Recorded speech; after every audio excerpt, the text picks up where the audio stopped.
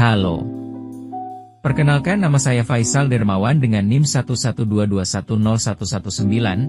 Saya akan membahas tentang pajak penghasilan PPh pasal 23 untuk memenuhi tugas individu ujian akhir semester mata kuliah perpajakan dari kelas MA 22 Channel 9. Semoga video edukasi ini bisa bermanfaat untuk teman-teman semua. Selamat menonton. Pengertian pajak penghasilan PPh pasal 23. Pajak penghasilan pasal 23, PPh pasal 23, adalah pajak yang dikenakan pada penghasilan atas modal, penyerahan jasa, atau hadiah dan penghargaan, selain yang telah dipotong PPh pasal 21. Umumnya penghasilan jenis ini terjadi saat adanya transaksi antara pihak yang menerima penghasilan, penjual atau pemberi jasa, dan pemberi penghasilan. Bukti potong PPh pasal 23. Sebagai tanda bahwa PPh pasal 23 telah dipotong, pihak pemotong harus memberikan bukti potong, rangka pertama, yang sudah dilengkapi kepada pihak yang dikenakan pajak tersebut dan bukti potong, rangkap kedua, pada saat melakukan e-filing pajak PPh 23 di online pajak. Pelaporan pajak penghasilan pasal 23. Pelaporan dilakukan oleh pihak pemotong dengan cara mengisi SPT masa PPh pasal 23, lalu bisa melaporkannya melalui fitur lapor pajak online atau e-filing gratis di online pajak.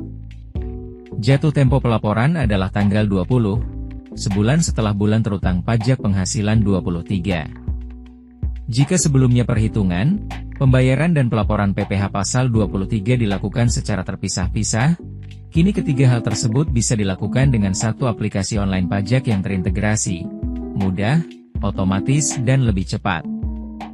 Tarif pajak penghasilan pasal 23 dan objeknya. 1. Tarif 15% dari jumlah bruto atas A. Dividen.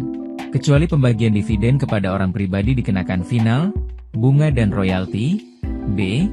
Hadiah dan penghargaan, selain yang telah dipotong PPh pasal 21. 2. Tarif 2% dari jumlah bruto atas sewa dan penghasilan lain yang berkaitan dengan penggunaan harta kecuali sewa tanah dan atau bangunan. 3. Tarif 2% dari jumlah bruto atas imbalan jasa teknik, jasa manajemen, jasa konstruksi dan jasa konsultan.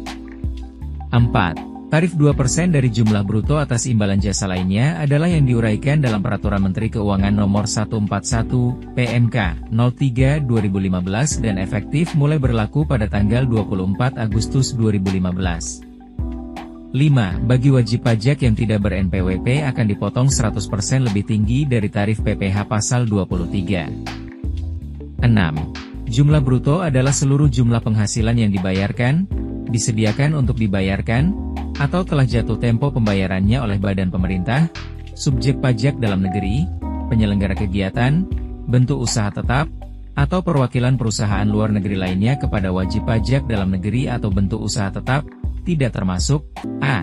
Pembayaran gaji, upah, honorarium, tunjangan dan pembayaran lain sebagai imbalan sehubungan dengan pekerjaan yang dibayarkan oleh wajib pajak penyedia. Tenaga kerja kepada tenaga kerja yang melakukan pekerjaan, berdasarkan kontrak dengan pengguna jasa. B. Pembayaran atas pengadaan pembelian barang atau material, dibuktikan dengan faktur pembelian. C.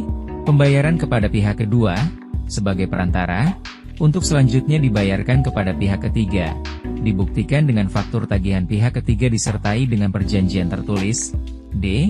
Pembayaran penggantian biaya, reimbursement, yaitu penggantian pembayaran sebesar jumlah yang nyata-nyata telah dibayarkan oleh pihak kedua kepada pihak ketiga, dibuktikan dengan faktur tagihan atau bukti pembayaran yang telah dibayarkan kepada pihak ketiga.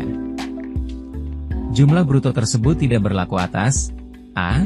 Penghasilan yang dibayarkan sehubungan dengan jasa catering. B. Penghasilan yang dibayarkan sehubungan dengan jasa, telah dikenakan pajak yang bersifat final. C. Pembayaran gaji, upah, tunjangan, honorarium, dan pembayaran lain yang merupakan imbalan atas pekerjaan yang dilakukan wajib pajak penyedia tenaga kerja kepada tenaga kerja. Hal ini harus dibuktikan oleh kontrak kerja dengan pengguna jasa dan daftar pembayaran gaji, tunjangan, upah, atau honorarium. D. Pembayaran kepada penyedia jasa yang merupakan hasil pengadaan barang atau material terkait jasa yang diberikan. Hal ini harus dibuktikan oleh faktur pembelian atas pengadaan barang atau material. Pembayaran melalui penyedia jasa kepada pihak ketiga. Hal ini harus dibuktikan oleh faktur tagihan dari pihak ketiga dan disertai dengan perjanjian tertulis. Pembayaran kepada penyedia jasa yang berupa penggantian atau reimbursement. Ini berlaku untuk biaya yang telah dibayarkan oleh penyedia jasa kepada pihak ketiga. Hal ini harus dibuktikan oleh faktur tagihan dan bukti pembayaran.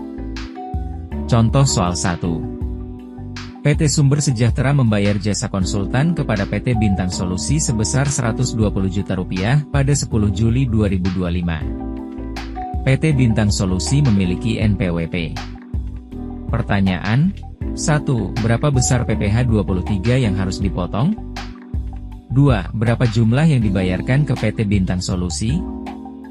Jawaban: 1. Tarif PPh 23 untuk jasa sama dengan 2%. PPh 23 sama dengan 2% dikali Rp120 juta sama dengan Rp2.400.000. 2. Jumlah dibayarkan ke PT Bintang Solusi. Rp120 juta dikurang Rp2.400.000 sama dengan Rp117.600.000. Contoh soal 2. PT Delta membayar jasa teknik kepada CV Solusi Hebat sebesar Rp100 juta, dan CV Solusi Hebat tidak memiliki NPWP. Pertanyaan: 1. Berapa PPh 23 yang harus dipotong? 2. Berapa jumlah bersih yang dibayarkan? Jawaban: 1. Karena tidak punya NPWP, tarif PPh 23 jadi 2% dikali 2 sama dengan 4%. PPh 23 sama dengan 4% dikali Rp100 juta sama dengan Rp4 juta. 2. Jumlah dibayarkan, Rp100 juta dikurang Rp4 juta sama dengan Rp96 juta. Cukup sekian pembahasan terkait PPh pasal 23, kurang lebihnya mohon maaf. Terima kasih banyak yang sudah menonton, semoga bermanfaat. Sampai jumpa kembali.